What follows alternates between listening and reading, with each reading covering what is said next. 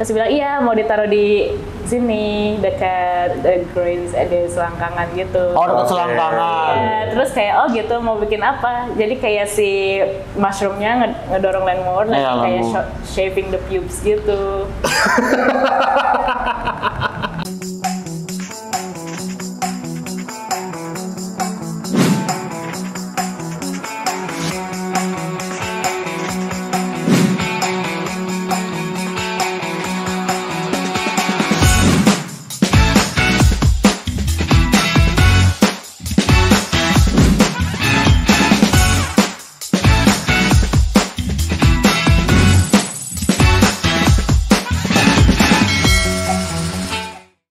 Kembali lagi di Aktif Mencari Tahu dalam program Aktif Mencari Inspirasi. Hari ini apa, Dik? Kita mau ngobrolin tentang ada teman kita namanya Nabila Kasalva. Siapa, Dik? Nabila Kansa. Sorry, salah gue. Atau sering kita panggil dengan Caca. Betul sekali. Jadi Caca ini basicnya dulu dia itu kuliahnya di akuntansi ya, Ca? Dia basicnya kuliahnya di akuntansi dan sekarang menjadi tattoo artist di Bali. Oke, Dik. Terus apa untuk awal mau perkenalan background dia kali? Oke, mungkin bisa memperkenalkan diri. Ya. Secara singkat. Nah, Caca boleh? Caca waktu itu dan seperti apa sih? Iya, Caca. Perkenalan singkat aja awal-awal ini, Ca. Oke. Halo, nama aku Nabila Kansa Rustiadi, tapi biasa dipanggil Caca. Aku sekarang kerja jadi tattoo artis di Canggu, di Tattoo Ink Club Canggu sebagai tattoo artis dan studio manager. Udah berapa lama Caca menjadi tattoo artis ini? Sebenarnya kalau professionally ya berarti sejak di Bali. Oh, sejak di Bali. Setahun setengah. Gitu deh. Sampai ke apa tadi manajer apa tadi? Sorry. Studio manager. Studio manager itu di di bulan keberapa berarti? Sebenarnya barengan sih. Oh, barengan. Berarti langsung jadi tattoo artis terus langsung jadi itu tadi. Jadi sebenarnya manager. Mulanya mereka butuh seseorang yang ngerti angka juga. Oh iya, karena basicnya tadi kita kembali lagi ke memang akuntansi kan basicnya. Oke, sebenarnya Caca ini dulunya itu adalah seorang profesional yang dimana termasuk company yang besar lah. Iya. Sebagai konsultan yang besar di Jakarta. Dan Caca ini pindah ke Bali untuk menemukan passionnya. Boleh diceritain nggak tuh? Awal mulanya bisa menemukan sampai kenapa gitu? Kok tiba-tiba gue lepas kerjaan gue di Jakarta dan tiba-tiba pindah ke Bali, itu kenapa sih? Jadi sebenarnya emang awalnya dari dasarnya kan dari kecil aku juga emang suka gambar kan. Emang dari dulu cita-citanya pengen jadi artis. Oke. Cuman nggak tahu kenapa waktu zaman kuliah masuknya akuntansi bukan jurusan accountingnya adalah masalah pribadi. Oke. Terus ya udah lulus, terus habis itu dapat kerjaan di Big Four. Kan sayang ya kayak kalau dilepas kayak itu mimpi semua anak akuntansi. Jadi kayaknya kalau nggak ngambil langkah itu kayaknya kurang aja, kayak oh ya udah deh. Itu kerja 5 tahun, terus kenapa bisa pindah ya karena sebenarnya emang dari aku sebenarnya pengennya jadi artis. Gitu emang dari dulu pengen jadi artis, pengen kerja sesuai dengan passion. Cuman kayak ada lah masanya di mana kayak enough is enough. Jadi kayak udah tahu, udah kayak sepertinya udah nggak bisa berkembang lagi di sisi ini, kayaknya aku butuh sesuatu yang baru. Terus ya udah dulu ada masalah. Ya sebenarnya udah dari dulu sih, udah dari lumayan lama pengen resign terus kerja di suatu tempat yang baru, cuman gimana ya namanya juga ada social pressure sama everything. Kalau misal mau sukses kerja di Jakarta, kerja di gini. Terus ini juga Big Four pasti bisa lah gitu. Ya udah tapi ya udah kan enough is enough, udah ada dorongan dari semua hal, ya udah mencoba ke Bali, dapat kerjaan di sini. Gitu. Tapi emang gue mau nanya, emang niat ke Bali itu ingin mencari kehidupan baru atau pekerjaan baru di sini, atau awalnya ya kayak zaman sekarang tuh kayak gue mau healing lah gitu.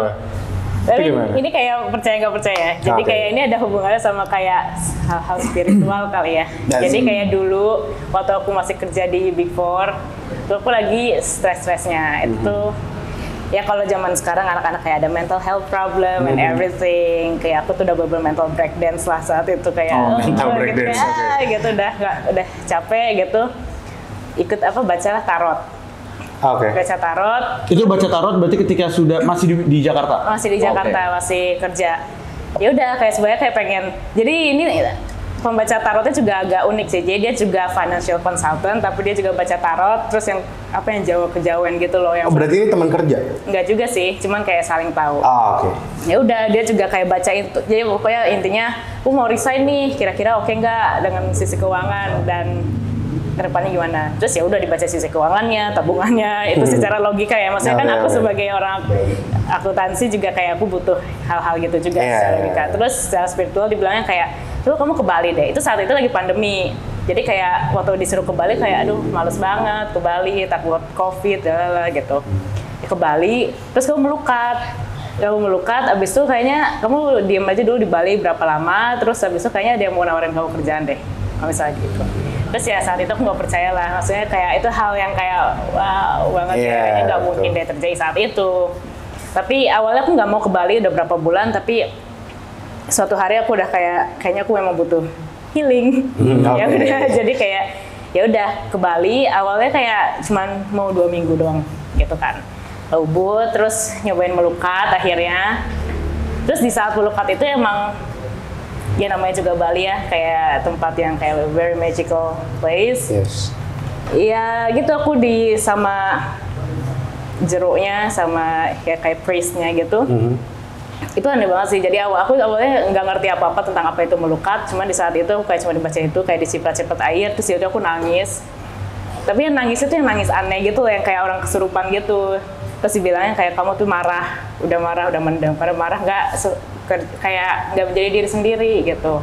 Kayak marah, jadinya kayak gitu aku nangis marah kayak kenapa aku kayak gini? Meluapkan gitu. Kenapa sih gitu? Aku nggak bisa menjadi diri sendiri gitu. Terus ya udah pokoknya intinya si Jeronya bilang kayak udah pokoknya harus jujur sama diri sendiri bla bla gitu. Ya udah kamu di Bali aja dulu sebentar gitu. Ya nggak nikmatin Bali, kayaknya ini tempat kamu bla bla bla gitu. Terus ya udah saat itu suatu hari aku lagi kayak di Canggu nih, lagi mau mikirlah mau bikin tato kayak gitu. Terus aku udah nanya-nanya ke tempat tato yang lain. Terus suatu hari aku lagi naik Gojek, ngelewatin shortcut Canggu, terus ngelewatin tato studio. Terus kayak oh ini tato studio apa? Coba deh nanya, ya udah aku kesana. Terus kayak nggak tahu kenapa everything is easy. Terus kayak awalnya kan biasanya kalau mau appointment tato tuh kayak agak ribet gitu kan. Tapi everything is easy dan yang punya juga orang Indo, jadi kayak oke, lebih bagus aku mau ke tato studio yang punya orang lokal. Ya udah aku bikin tato. Ini tato ini sebenarnya go without hesitating, ini dari ya Naruto lah gitu. Terus ya intinya nih tato sebenarnya buat ngedorong aku biar go without hesitating, kayak ayo lompat aja, kayak quit your job and fuck it gitu kan. Terus sorry, gue potong. Pada saat itu belum resign dari kerjaan lo yang di Jakarta itu lagi, statusnya liburan lah ya jadinya. Iya lagi liburan. Karena WFH juga kan berarti. Gitu. Terus ya udah. Ternyata yang bikin tato aku itu adalah pemiliknya. Kayak terus habis aku cerita ya aku kerja di sini, terus aku sebenarnya suka gambar, aku juga sebenarnya kurang suka sih sama kerjaan aku saat ini karena aku udah capek gitu. Terus aku kayak nggak sengaja ngeliat gambar aku. Terus dia langsung kayak, lo mau nggak kerja di sini? Gue ajarin semuanya gratis daripada lo kerja sesuai yang nggak lo pengen.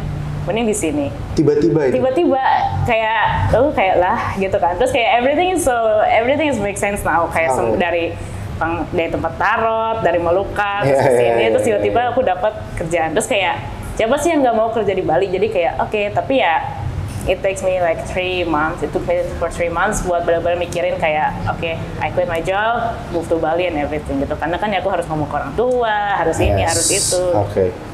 Ya udah pindah ke Bali, start from zero again. Nggak punya teman, nggak tahu siapa-siapa. Ya udah gitu. Tapi memang pertimbangan untuk pindah ke Bali itu karena apa, atau karena kerjaan yang emang ya ini idaman semua akuntan, atau ada hal lain gitu? Pindah ke Bali? Iya. Karena dapat kerjaan aja sih. Ya sebenarnya emang dari dulu pengen tinggal di Bali, emang dari dulu tuh pengen kerja dan tinggal di Bali, cuman kayak dulu sebagai accountant kan, sebagai lulusan akuntansi kayak mikirnya agak sulit nih kayak nyari kerjaan akuntansi di Bali. Yes. Jadi ya di Jakarta dulu. Oke.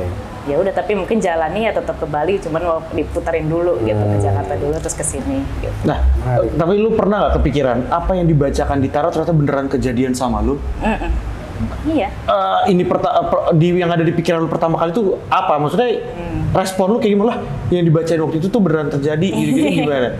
Iya, itu kaget sih. Karena kan ya maksudnya tarot kan kayak percaya nggak percaya kan. Cuman padahal ini yang bacain pun bukan profesional. Iya, emang bukan yang biasa. Bukan. Yang bacain apa memang profesional emang khusus dia itu? Profesional tarot reader gitu. Oh, yang profesional. Oke. Kirain kan soalnya ada yang hobi juga kan, ada yang hobi juga. Tadi kan Caca bilang backgroundnya Iya, tapi backgroundnya akuntan juga, jadi kirain kayak temen ngobrol-ngobrol, tapi dia bisa baca tarot gitu doang gitu. Oke. Terus gimana tadi? Yang di pikiran lu tadi kayak aku bisa sama, misalnya lu ngomong ke dia gimana kayak, kok lu bisa bener atau gimana? Iya, gue bilang ke tukang tarotnya kayak aku ceritain tuh semua kayak ini kejadian bla bla gitu. Terus dia bilang kayak ya udah, dia juga kaget kayak wow gitu kayak tapi bisa. Dia juga bingung ternyata. Mau bisa sih. Anjir bisnis sih. Dia juga kaget. Kayak kadang maksudnya tarot kan kadang ini jadi nyambungnya ke tarot, tapi apa-apa. tarot kan biasanya kan sukanya nyerempet aja gitu kan. Tapi ini kayak beberapa spesifik gitu, jadi kayak agak serem juga. Tapi mungkin emang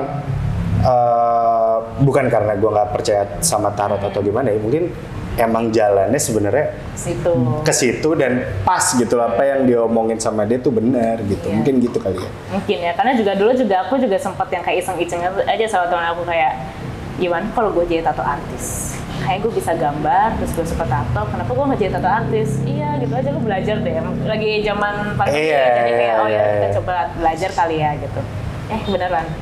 Jadi kayak beneran kayak ya be careful what you wish for sebenarnya, kayak apa yang lo tulis, apa yang lo omongin, apalagi di Bali, hati-hati. Karena biasanya kejadian. Oke. Tapi berarti ketika lu ke Bali pun untuk menjadi tujuan healing lu, itu ada memang gara-gara omongan si orang tarot ini? Ya, ada nggak kepercayaan gitu? Ada, cuman saat itu aku ke Bali cuman pengen melukat.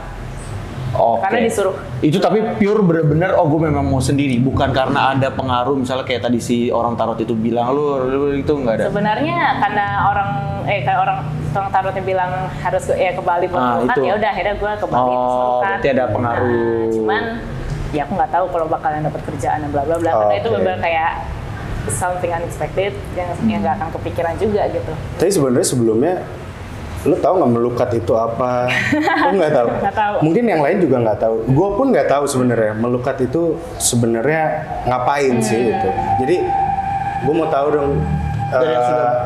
Experience lu tuh gimana sih tentang melukat tuh? Melukat tuh ngapain? Terus sampai lu dapet apa ya? Bukan inspirasi, pencerahan. Pencerahan. Oke, gue mantep. Kayaknya ini jalan gue buat gue kerja di Bali akhirnya. Aku bukan orang Bali dan aku bukan. Jadi aku ya. Berdasarkan pengalaman aja. Jadi kayak kalau melukat mungkin kan itu purification ceremony ya, pokoknya kayak dibersihkan gitu kan. Ya mungkin sebenarnya intinya membersihkan aku dari ya aura-aura atau apalah gitu kan, intinya biar aku bisa, mungkin dulu aku jadi kayak berbekalut kan sama pikiran aku sendiri, karena kan aku ya sempet ya begitulah mental breakdance gitu kan, mungkin kayak at least kayak dibersihkan pikirannya biar aku kayak, atau misalnya biar bisa dibukakan opportunity. Kalau misalnya pikiran jernih kan kayak ya udah lebih menarik aja energinya kan buat opportunity dan lain-lain. Jadi mungkin itu sebenarnya untuk kayak ya membersihkan diri gitu. Jadi intinya itu. Cuman kan kayak dari membersihkan diri itu kan kita bisa menarik banyak hal positif kan, energi-energi positif bakal ketarik sama kita, apalagi yang kita di Bali, kita kan sangat percaya hal gituan kan. Gitu. Oke, serius banget ya. Ini mari kita ringankan sedikit. Oke, boleh. Nah, dari lu bilang tadi udah setahun berapa lama tadi? 1,5. 1,5. Lu di bulan keberapa bener-bener udah natoin orang? Bener-bener verified untuk natoin orang? Sebenarnya Kalau belajar dulu tuh ya, aku latihan gimana? dulu kan. Jadi sebenarnya ya mungkin karena emang aku dari dulu tukang gambar sih. Oke. Jadi sebenarnya Tidak sulit untuk ininya. nggak dibilang nggak sulit juga gimana. Kayak lebih ke emang pindah media aja gitu Oh, kan. oke. Walaupun dengan resiko yang jauh lebih besar, kulit orang, permanen. Dan ya udah if you fuck it up gitu kan. Lu masih inget nggak tato pertama yang lu tatoin ke orang apaan? Gambar apaan? Badan sendiri, Hah? Oh, lu gini? ya di kaki. Oh, kaki lu gini ya. sendiri? Gambar apaan kalau boleh Ya tahu? bunga aja. Oh, Cuma itu kayak- nggak aja sih, belum tentu. Belum tentu lu nyuruh gua tatoin lu jadinya bunga. Iya kan, belum tentu aja sih. Iya, belum tentu kan gitu. Iya benar. Karena kan kalau dulu disuruhnya sama mentor aku ya, yang juga pemilik tatonya juga, ya dibilang kayak ya udah orang pertama yang harus ditatoin ya lu Diri lu sendiri. sendiri buat bisa ngerasain sakitnya dalam abang kayak jarumnya gitu kan. Terus kayak oh ya udah gitu. Oke. Dan lu sebelumnya nggak ada sama sekali basic tentang pertatoan itu lu nggak ada sebenarnya? Ya cuma lu bisa gambar aja gitu. Terus kayak Suka gambaran. dulu kan zaman-zaman kalau SMA lagi henna tattoo yang gitu-gitu. Ah, yang oke. gitu-gitu. Cuman kayak nggak yang benar-benar ya tato gitu. Nah, itu kan ke badan lu sendiri, bunga, badan orang lain. Badan orang lain ada yang biasa kelinci percobaan. Biasa kan kalau butuh orang-orang kelinci percobaan nih untuk jadi korban pertama. Ada sih. Kok serem ya? Korban Bahasanya serem ya? Ya soalnya kalau Tapi- gagal tetap permanen. Oh iya benar. Yang orang-orang yang kayak ya udah pada amat tato gratis sih gitu. Oke. Gitu. Ya udah, aku ingat banget tato pertama orang di punggung gambar ya ini Naruto juga. Orang Indo, Orang teman. Indo. Oh, oke. Teman sendiri. Oh, teman. Oke. Terus emang dia tuh menjadi kelinci percobaan semua orang. Oh, banyak dong berarti. Tato-tato fail, tato-tato gimana pun ada. Jadi ya udah aku percobaan di sini di punggung bikin tato itu aku itu berapa ya itu kayak ada kali 5 jam 4 jam buat bikin tato yang gitu. Biasanya mungkin sekarang aku 1,5 jam 2 jam udah kelar ya dulu karena masih deg-degan. Bahwa Ya udahlah. Cuman kita itu bikin itu lama sih, cuman kayak oh ya, I was so proud about it. Karena oke. kayak oh akhirnya bisa, terus kayak gambar yang aku suka, terus mentor aku bilang bagus, jadi kayak oke, pelan-pelan mulai yang lain, coba-coba yang lain. dan si yang lu tatoin pun untungnya senang. Iya, berarti. untungnya senang. Untungnya Terus senang, ternyata ya. waktu healed-nya bagus tatonya. Oh, iya. Itu sih. Itu yang kayak gimana? Senang ya. Oh dan Ternyata ini apa? apa? Tadi kita dengar kan tatonya Caca sendiri yang awalnya dia tatoin itu Sasuke dan segala macam. Dan tato ini tato lagi kan. Caca ini suka banget sama kartun Jepang. Iya. Iya anime. kan? Iya anime tuh dia suka banget gitu loh ternyata dan kan soalnya sekarang kan kayak orang-orang wah nih wibu gitu loh. Dan ternyata Caca ini seorang Wih, penggemar ya. Gue bilang penggemar kartun Jepang kali ya yang bisa menginspirasi orang-orang dari karyanya melalui tato itu sendiri gitu. Dan itu wow. Di badan lu ada berapa tato animenya? Animenya ada animenya berapa? sebenarnya cuman 2. Oh, kalau cuma yang 2. anime, ha-ha. Oh, cuma 2. Tapi rata-rata aku Tapi rencana pasti mau nambah. iya. Oh. Cuman kayaknya for my Gue body punya pertanyaan lucu. apa? Selama lu nato, Ya. yang lu tato yang paling lucu itu maksudnya kocak gitu loh. Kocak. Ceritanya ada nggak? Lu nato orang gambarnya nggak enak disebutin ya apa gitu yang lucu, kocak ya. Bukan kalau lucu kan gambar lucu mungkin ada. Ini kocak gitu kayak kok orang mau nato ini gitu loh. Ada. Sebenarnya tatonya gimana ya? Jadi dulu ada bule gitu sih. Oh. Pokoknya cewek cowok nih couple gitu. Terus yang lakinya minta kayak I want a mushroom tattoo. Like mushroomnya itu lagi kayak shoving land mower apa ya pemotong rumput gitu. Oh. Terus ya udah, oke mau ditaruh di mana? Terus mau kayak gimana? Terus aku gambarin kan. Terus dia bilang iya mau ditaruh di sini dekat the greens ada selangkangan gitu. Oh, dekat Oke. selangkangan. Ya, terus kayak oh gitu mau bikin apa? Jadi kayak si mushroomnya ngedorong land mower like, Iya, kayak langsung. shaving the pubes gitu.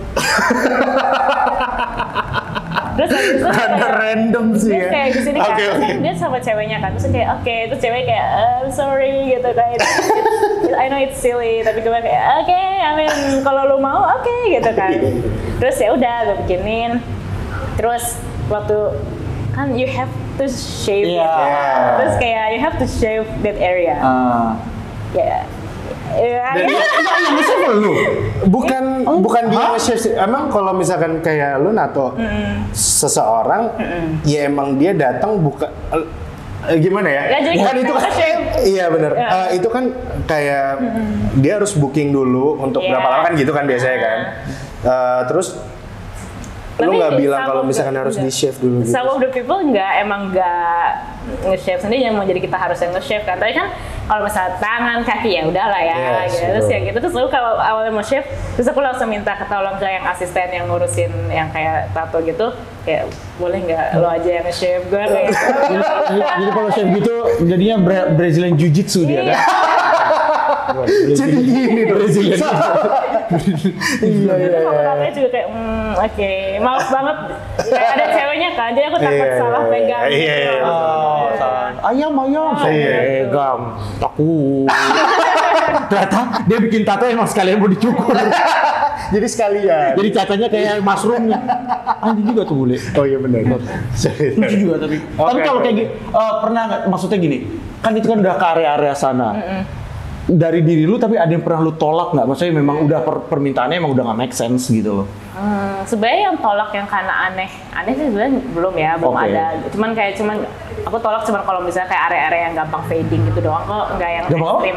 Gampang fading fading. pudar gitu Oke. kalau tato. Oh. Biar ya maksudnya kan aku tato long term kan mikirnya, jadi kayak ya udah biar jadi nggak nyesel aja gitu.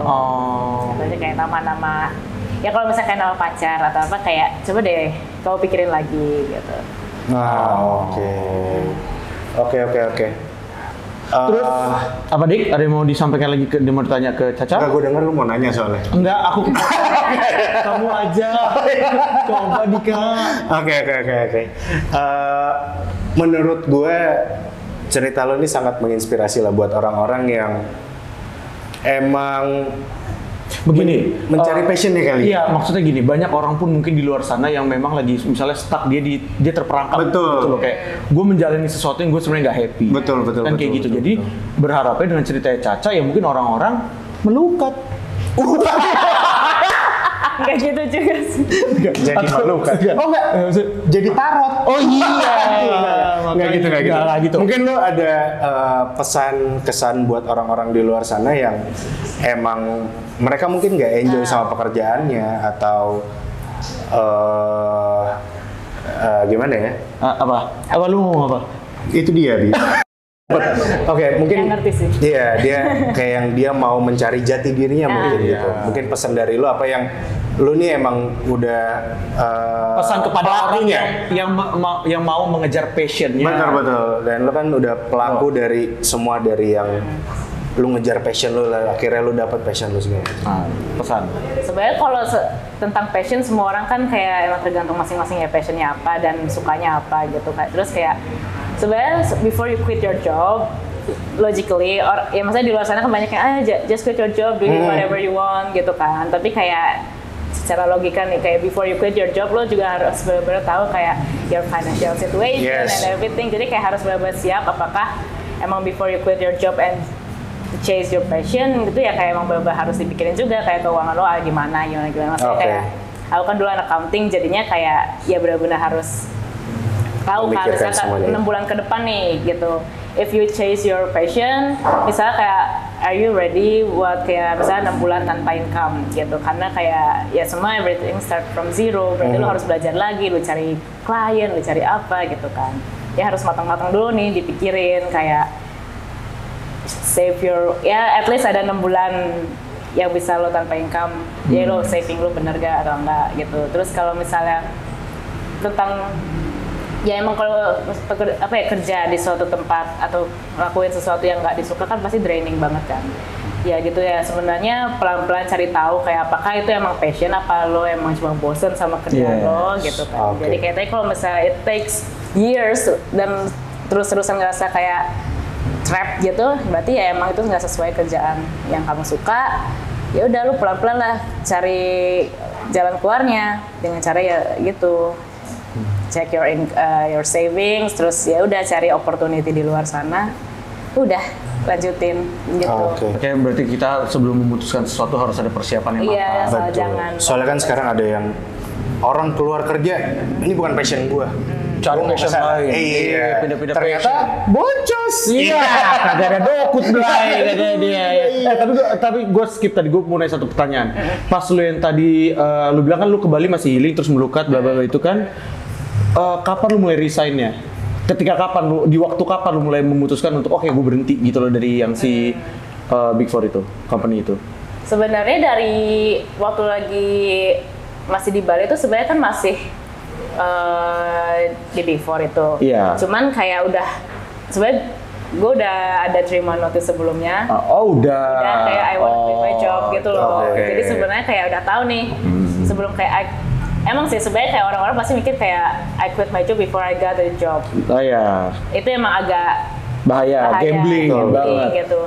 Cuman ya gitu, mungkin ya aku udah siap dengan kayak my savings and everything. Jadi kayak oke, siap-siap. Tapi ya di saat di gap waktu belum dapat kerjaan itu ya emang harus benar-benar kayak mikirin semua hal ya, kayak mulai cari klien, mulai cari opportunity, belajar banyak hal buat sampai dapat kerjaan itu gitu. Oke, menarik. Jadi buat kalian semua yang emang mengatakan pekerjaan kalian gak asik dan gue mau ngikutin passion gue tanpa memperhitungkan segala halnya, itu bodoh berarti. Ya, aku nggak bisa bilang bodoh sih itu. Enggak, maksudnya semua itu harus diperhitungkan. Iya betul. Iya kan, jangan senekat itu gitu loh buat hanya emosi sesaat atau keluar gitu. Betul. Tapi ada aja sih orang yang kayak ada aja gitu hokinya gitu, kayak misalnya nggak ada saving, nggak ada apa, lompat tapi dapat aja gitu. Betul, aja, tapi kan sebenarnya hidup ini nggak cuma tentang hoki kan, iya. Berbahaya gitu loh. Oke. Kayak secara logikanya gitu. Betul. Oke, menarik sekali. Oke, Andika, bisa ditutup pembicaraan yang sangat bermanfaat ini? Setelah berjam-jam kita ngobrol, asik berjam-jam. Oke, thank you buat Caca udah